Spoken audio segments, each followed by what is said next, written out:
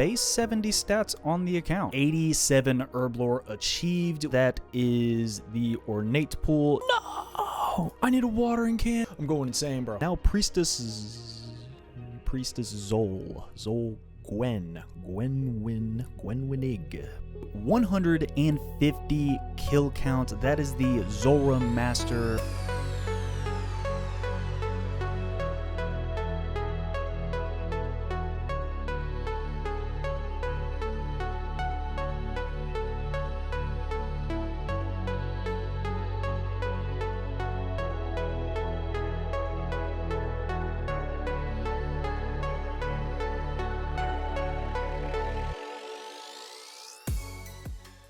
Alright, how many kills did we end up leaving off with? I did a few kills after 150 and 153. Okay, let's get right back to killing this thing. And that should be kill 154 coming in with the big snake man. Here we go, manta rays and dragon bones. I wonder how much prayer XP I've actually gotten from all this. Kill 155. Nothing. Awesome. 156 worms and nothing. 157 kills. Double manta ray. Good amount of food. 158 and we get dwarf weeds that get back all the ranging pots I used. I am so glad I got 87 herb lore. I mean, God, these just make the kills so much easier. I can't even imagine going back to cure me after this. Like, oh, it's just so easy now. Now, I will say that since there are 4 drops that are all a 1 out of 512 chance, the fact that we haven't gotten anything in 150 kills does technically mean we're dry.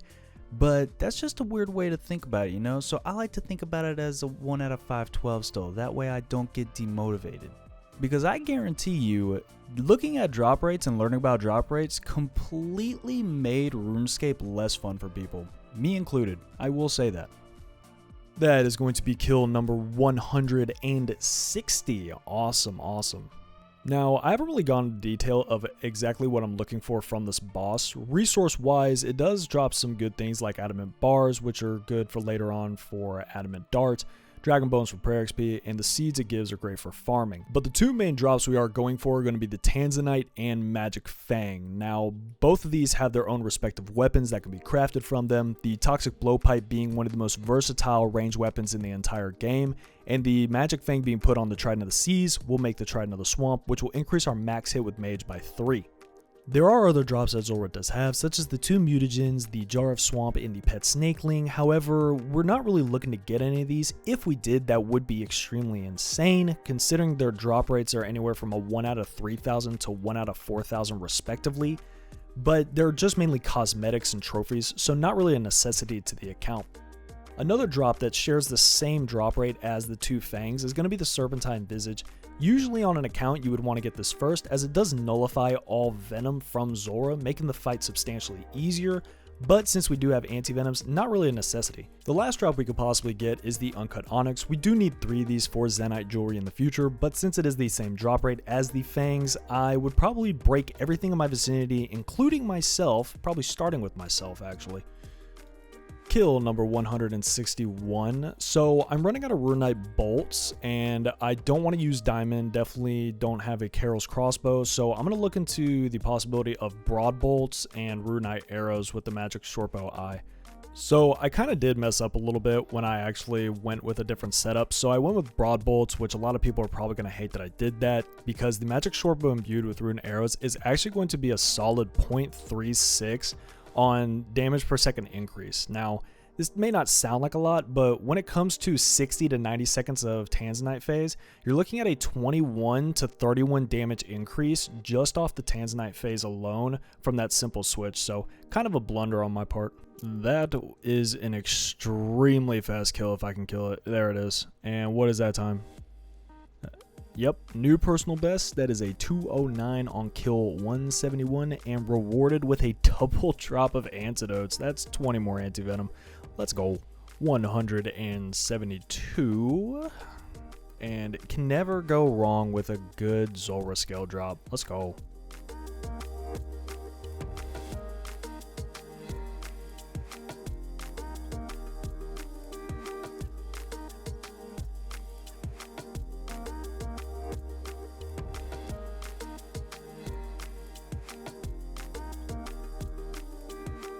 that is going to be kill 190 coming in on the giant worm.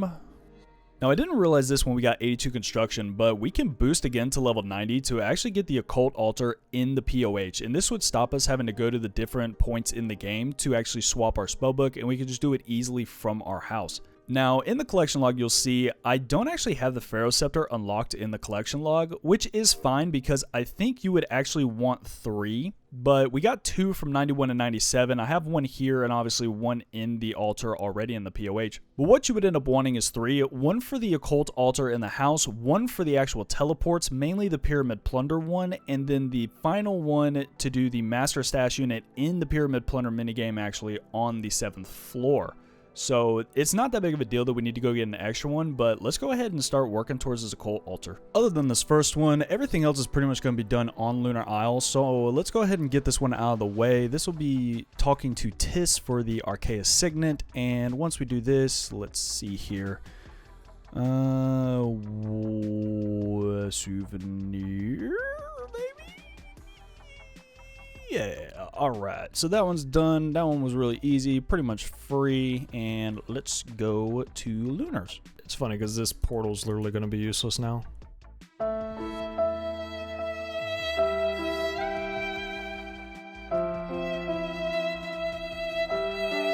So Astral Runes are actually extremely cheap. If I buy the entire thing out, they're actually only about 62 coins, so 10,000 of these is actually not going to be that much of a hit to the cash.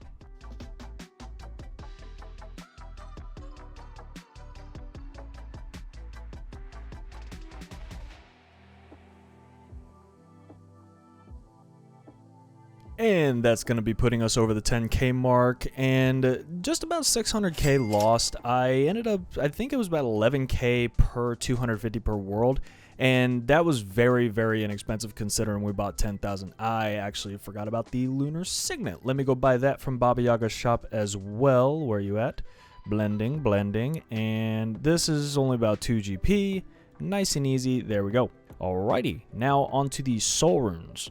So in order to craft soul runes, you actually need 90 rune crafting. Now, we obviously do not have that. We were only level 70, so I'm going to have to buy these as well from Baba Yaga's shop. This is going to end up costing me about 1.3 to 1.4 mil for the 3.9k, and I clearly don't have that much money. So what I'm going to start doing is I'm going to go ahead and tackle some of my alchables tab while I go and do agility just to be sort of efficient.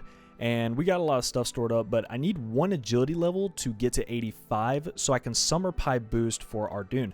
Now, through farming, I've got a ton of strawberries and watermelons. I can obviously buy the cooking apples, and we got 95 cooking on one of the earlier videos, one of my first videos rather. And that's going to go ahead and let us knock out 85 agility so we can just do Arty course from now on. And we're going to go ahead and get these things out. Got a lot of money here stored up. Back at the fish stalls, and I don't know about everybody else, but I think Relica's probably the worst course in my opinion in terms of you just get to this point, you're right before the last agility course being Ardougne, and it's just like the levels take longer, the area itself is kind of like a bland color palette, so it just, I feel like this course is probably one of the worst ones in terms of like just it makes you not want to do agility. Was doing a farm run and went to go pick the whiteberry bush over at the Champions Guild that I have planted, and actually found a crash star. So that's going to be 583 more starburst going to the account, and that should put us at about 2,000, which could get us the Celestial Ring. That crash star actually did end up getting us over 2,000 starbursts, so I'm going to go ahead and buy the Celestial Ring. Biggest thing this does is give you a +4 invisible mining boost, and then on top of that, it is a collection log slot, which is pretty cool to have. After that, we're going to end up doing the star fragments, which are about 3,000, but for right now, we're just going to get this, and there it is, Celestial Ring Uncharged.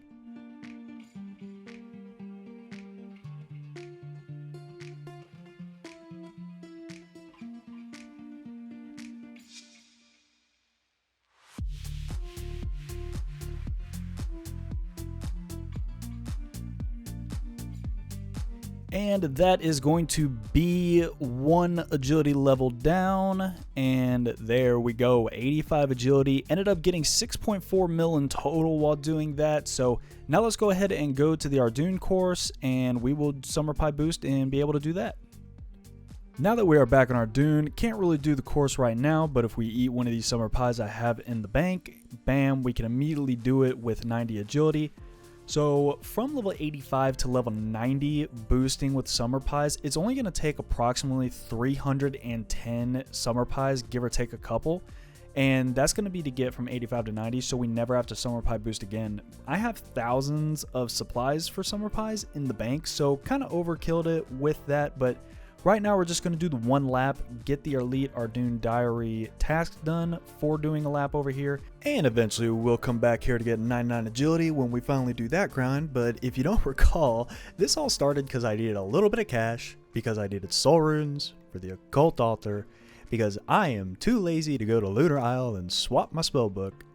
And about 10 minutes ago, you all thought this was going to be a video on Zulrah, and now we're doing Ardougne agility. What the hell happened? Give me the boost, please. And no, that was horrible. Okay, let's try again. I'm using that on a empty bowl. Cut the footage. Hey guys, guess who didn't get a boost in construction? So now we're watching this illegal stuff going on in the basement of some creepy dude's house. Brand new inventory of spices, and are you I get it on the first one. Wait, where? No, runes. Oh god. Occult. There it is. The occult altar has been built. And let's go to Lunars and go back to Zulrah now. Weird cut, but forgot an elite clue in the bank from Zulrah, so here... Nope. Not at all. Back to Zulrah. Back at it with a nice double kill to start, and that is 197 KC. Let's go. Am I the first person on the planet to ever actually have to buy fire packs to keep using my trident? Because I swear this can't happen often, right? That is a big kill coming in at the giant worm. That is 200 kill count and grapes. Okay, cool. I think I actually got 97, 96 cooking banked just from grapes from Zulrah.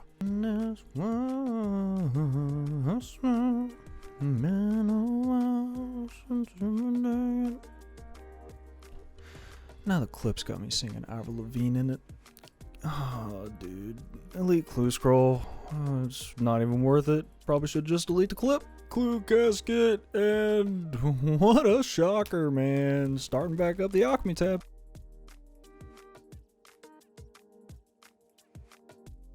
Gotta be honest, really getting tired of coming to seeing you. You'd think with all the money you've been getting off me, you'd upgrade your shop to have more packs of fire runes.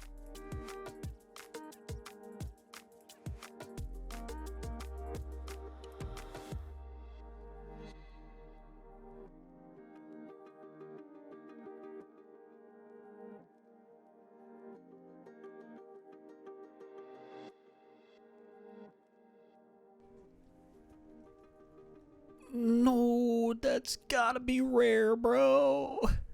How rare is it? I'm looking it up. I have to. I'm looking it up.